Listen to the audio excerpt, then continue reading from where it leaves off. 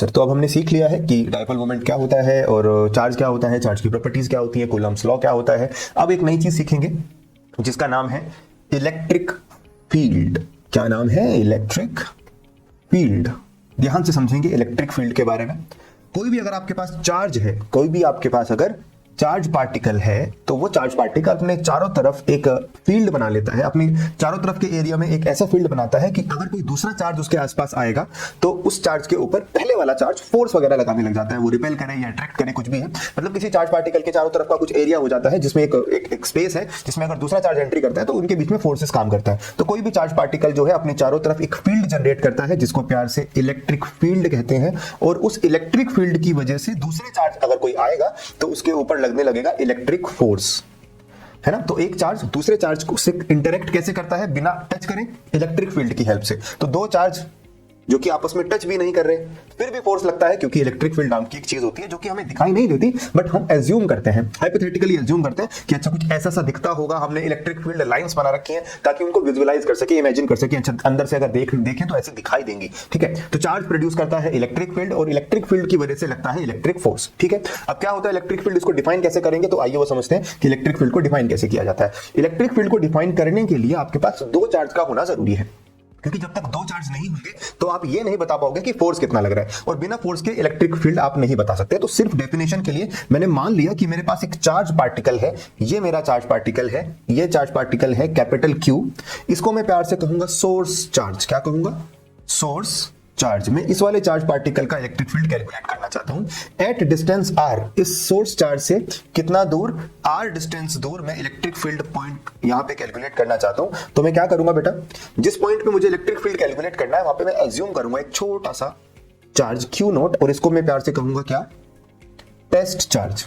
क्योंकि मुझे source charge का इलेक्ट्रिक फील्ड पता करना है तो मैं टेस्ट करने के लिए कि यहाँ पे इलेक्ट्रिक फील्ड है तो कितना है, एक छोटा सा चार्ज लेके आऊंगा, टेस्ट चार्ज। और test charge is always positive, है ना, हमेशा पॉजिटिव कंसीडर किया जाता है। भले ही सोर्स चार्ज कैसा भी हो सकता है, पॉजिटिव भी हो सकता है, नेगेटिव भी हो सकता है, डिपेंड करता है वो तो, बाकी टेस्ट चार्ज हमेशा पॉजिटिव ही लेना है। तो खैर ये वाला सोर्स चार्ज अभी मैंने पॉजिटिव माना है, टेस्ट चार्ज भी पॉजिटिव है, तो आपस में एक दूसरे को रिपेल करेंगे तो इसके ऊपर कुछ फोर्स लगने लग जाएगा, है ना सर। फोर्स लगने लगेगा। आपने कहा सर F फोर्स लगेगा। तो इलेक्ट्रिक फील्ड को डिफाइन कैसे करता है? Electric field is defined as the amount of force experienced by the test charge. तो electric field E is equal to force per unit test charge. तो F upon Q0 से electric field को define किया जाता है, और electric field का direction और फोर्स का डायरेक्शन सेम होता है। तो क्योंकि यहां पे इलेक्ट्रिक फील्ड भी वेक्टर है तो मैंने एरो लगा दिया, और फोर्स भी वेक्टर है तो मैंने एरो लगा दिया। मतलब जिस डायरेक्शन में फोर्स लगेगा उसी डायरेक्शन में उस पॉइंट पे इलेक्ट्रिक फील्ड माना जाएगा।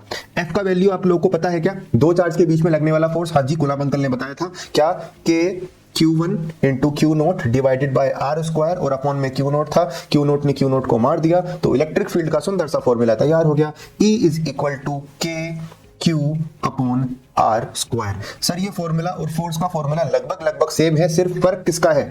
फोर्स के फॉर्मूले में दोनों चार्ज आते हैं, दोनों मतलब सोर्स भी और टेस्ट भी, जबकि अब इलेक्ट्रिक फील्ड के फॉर्मूले में सिर्फ सोर्स चार्ज आता है। तो electric field is equal to K Q by R square, यही होता है, याद रखिएगा। ये किसका इलेक्ट्रिक फील्ड है? This is electric field of point charge, this is electric field of point charge.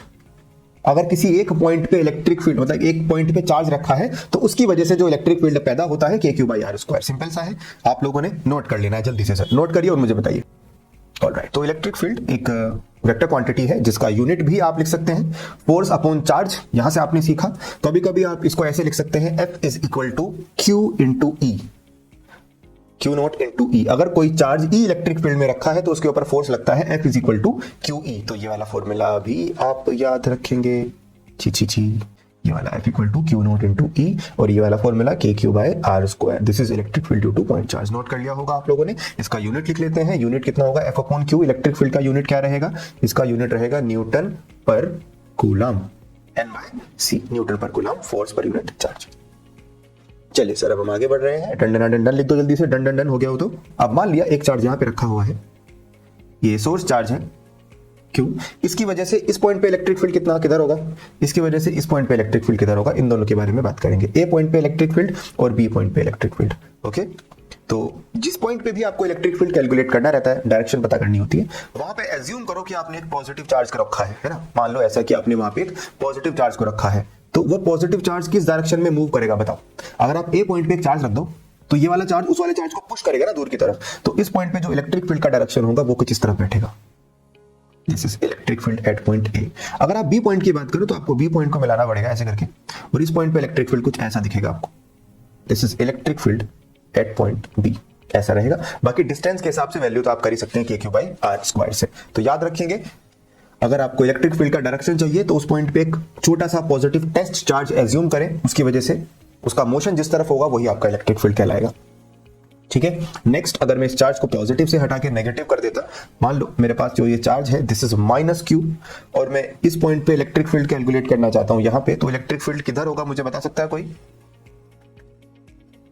हाँ जी, इस तरफ इलेक्ट्रिक फील्ड होगा towards the negative charge, this is E, और इस पॉइंट पे भी टुवर्ड्स द नेगेटिव चार्ज। तो यहां से हमें एक बात क्लियर हो गई कि पॉजिटिव चार्ज से इलेक्ट्रिक फील्ड आउटवर्ड होता है, बाहर की तरफ होता है, और नेगेटिव चार्ज पे इलेक्ट्रिक फील्ड अपने इनवर्ड होता है, अपनी तरफ होता है। क्यों? क्योंकि यहां पे जब आप एक टेस्ट चार्ज एज्यूम करेंगे तो वो नेगेटिव की तरफ जाने की कोशिश करेगा, यहां पे एज्यूम करेंगे तो वो भी नेगेटिव की तरफ जाने की कोशिश करेगा। तो पॉजिटिव की वजह से बाहर की तरफ, नेगेटिव की वजह से अंदर की तरफ। तो इस तरीके से आप इलेक्ट्रिक फील्ड लाइंस भी बनाना सीख सकते हैं कि अगर मेरे पास कहीं पे पॉजिटिव चार्ज है तो उस पॉजिटिव चार्ज की वजह से इलेक्ट्रिक फील्ड लाइंस किधर रहेंगे?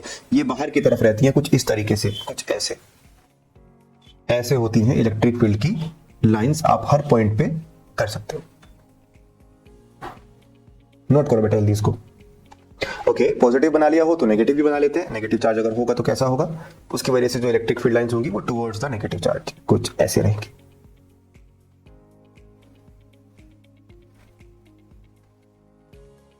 एक खास बात होती है, ये जो लाइन है हर पॉइंट पे परपेंडिकुलर टू द सरफेस दिखेंगे आपको। मतलब प्रॉपर्टीज भी आप साथ साथ समझते रहे इलेक्ट्रिक फील्ड की कि हमेशा परपेंडिकुलर टू द सरफेस रहता है। अगर मैं स्फीयर की तरह एज्यूम कर रहा हूं उसको, तो every electric field line is perpendicular to the surface of the metal, जिस पे आपने चार्ज दे रखा होगा उसकी बात कर रहा है। बना लीजिए। कुछ प्रॉपर्टीज बच्चों वाली, भाई इलेक्ट्रिक फील्ड लाइंस आपस में कट नहीं करती, ये सब चीजें वो तो आपको पता ही होगा, इलेक्ट्रिक फील्ड लाइंस आपस में कट थोड़ी ना करती है। तो ये हुआ पॉइंट चार्ज की वजह से इलेक्ट्रिक फील्ड निकालने का सिंपल सा फंडा। अगर आप चाहो तो इलेक्ट्रिक फील्ड निकाल भी सकते हो, दो तीन चार्ज का एक साथ अगर मैं आपसे पूछ लूं।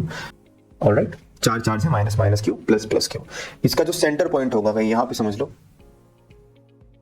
इस पॉइंट पे इलेक्ट्रिक फील्ड बताना है कितना होगा और उसकी डायरेक्शन कितनी होगी। अगर ये सारे डिस्टेंसेस आपको ए दी हुई हैं तो स्क्वायर है तो ए होगी। इसके सेंटर पे आपको बताना है एट दिस पॉइंट ओ, मान लेते हैं electric field at point O. सभी लोग ट्राई करेंगे। 0, यस, यस और no? No sir, very good, 0 नहीं आएगा पक्का, बढ़िया, ठीक है, करो फिर करते रहो। हाँ जी, हाँ जी बेटा। 4√2 के Q by A square.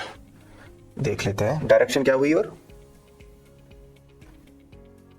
Direction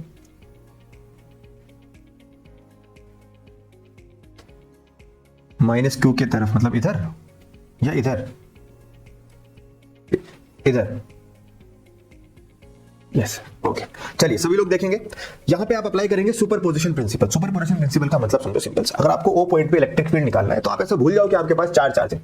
आप सिर्फ एक एक चार्ज को एक बार में कंसीडर करो। आप सबसे पहले इस चार्ज को देखो कि ये वाले भाई साहब यहां पे कितना इलेक्ट्रिक फील्ड लगाएंगे, फिर इसको भूल जाओ, फिर दूसरे वाले को पढ़ो कि ये कितना लगाएगा, फिर इस वाले को देखो ये कितना लगाएगा, फिर इस वाले को देखो कितना लगाएगा, और चारों को चुपचाप उठा के जोड़ दो। मतलब किसी एक का दूसरे पे कोई इफेक्ट नहीं है, सब अपना अपना इलेक्ट्रिक फील्ड लगा रहे हैं, अल्टीमेटली वो जुड़ जाता है, सिंपल वेक्टर सम इनका हो जाता है। तो माइनस क्यू की वजह से इस पॉइंट पे जो इलेक्ट्रिक फील्ड बनेगा वो किस डायरेक्शन में होगा? नेगेटिव की वजह से electric field towards the negative charge होता है। मतलब ये जो इलेक्ट्रिक फील्ड रहेगा वो इस तरफ ही रहेगा। क्या मैं सही बोल रहा हूं? Yes sir. और पॉजिटिव की वजह से इलेक्ट्रिक फील्ड किधर होता है? अपने से दूर होता है, तो ये पॉजिटिव वाला इसको दूर पुश करेगा, तो एक इलेक्ट्रिक फील्ड इसका हो जाएगा इस तरफ। दोनों का वैल्यू कितना है? मान लिया एक की वजह से ई लग रहा है तो दूसरी की वजह से भी कितना ई लगेगा। डायरेक्शन का फर्क है, माइनस वाला अपनी तरफ खींच रहा था, पॉजिटिव वाला अपने से दूर भेज रहा था, तो दोनों आपस में ऐड हो जाएंगे। सेम ऐसा ही इन दोनों की वजह से होगा, पॉजिटिव की वजह से भी नीचे की तरफ और नेगेटिव की वजह से भी नीचे की तरफ। ये भी कितना कितना हो जाएगा? ई ई। क्या आप मुझे ई का वैल्यू बता सकते हैं? E is the electric field due to charge Q at point O। बता सकते हैं क्या आप मुझे? क्या ये वाली डिस्टेंस आपको मालूम है? बोलो बोलो। तो आपने कहा सर ये टोटल ए होता है तो a√2 ये पूरा है तो उसका आधा हो जाएगा a√2/2, मतलब ये वाला डिस्टेंस हो जाएगा a/√2 जो आप लोग मुझे बता रहे हैं। तो आपका E का वैल्यू कितना ले लिया जाएगा, E हो जाएगा KQ upon R square. R का स्क्वायर करोगे मतलब A बाई अंडर रूट 2 का स्क्वायर करोगे, इसका स्क्वायर करोगे तो नीचे A स्क्वायर आएगा, रूट 2 का स्क्वायर ऊपर जाके 2 आ जाएगा। मतलब एक चार्ज की वजह से इलेक्ट्रिक फील्ड है 2KQ अपॉन A स्क्वायर। बताओ जल्दी, यहां तक समझ पा रहे हो कि नहीं। एक चार्ज की वजह से इलेक्ट्रिक फील्ड है 2KQ बाई A स्क्वायर। अब यहां पे ध्यान से देखो तो 2E इधर की तरफ लग रहा है, ये लग रहा है 2E इधर की तरफ लग रहा है 2E, और दोनों के बीच में एंगल कितना है बताना जरा, 90 डिग्री। तो इन दोनों का जो रिजल्टेंट बनेगा वो कितना बनेगा, 2E और 2E का रिजल्टेंट। मैंने बताया था दो फोर्स अगर लगते हैं फिर दो वेक्टर लगते हैं उनका रूट 2 टाइम्स हो जाता है, तो under root 2 times of 2E, ये आपका E नेट कहलाएगा। यस, तो E नेट कितना आया 2 अंडर रूट 2, और E का वैल्यू आपने निकाल रखा है 2KQ अपॉन A स्क्वायर। मतलब आपका जो आंसर आया, जो कि आपने बता रखा पहले मुझे, ये आया 4 under root 2KQ by A square. Very good. और इसका डायरेक्शन किधर आएगा सर, इस तरफ आएगा E नेट। कुछ चीजें मैं डायरेक्ट यूज कर लेता हूं, जैसे कि अंडर रूट 2 टाइम्स हो जाएगा या फिर डिस्टेंस वगैरह। तो इतना मैं मान के चलता हूं कि आपको बेसिक चीजें आती होनी चाहिए ना, इतना तो कम से कम मानेंगे। तो और ये पता होना चाहिए 90 ये 90 ये 90 ये 90, तभी जाके 360 बनेगा। तो कुछ चीजें मैं कंसिडर कर लेता हूं कि आपको आती है। अगर नहीं आ रही होती तो आप मुझे टोक सकते हो, सर नहीं आता दोबारा बताओ। रुको रुको रुको रुको, देख लिया पूरा वीडियो, सब समझ आया? नहीं आया तो कमेंट्स में लिखो कि नहीं समझ आया, और क्या समझ नहीं आया वो बताओ। और अगर समझ में आ गया है तो भी कमेंट्स में लिखो, क्या लिखना है, थैंक यू सर समझ आ गया है, ताकि मैं अगली वीडियो जल्दी से जल्दी डालूँ। ओके, चलो फिर मिलते हैं, बाय बाय, टेक केयर।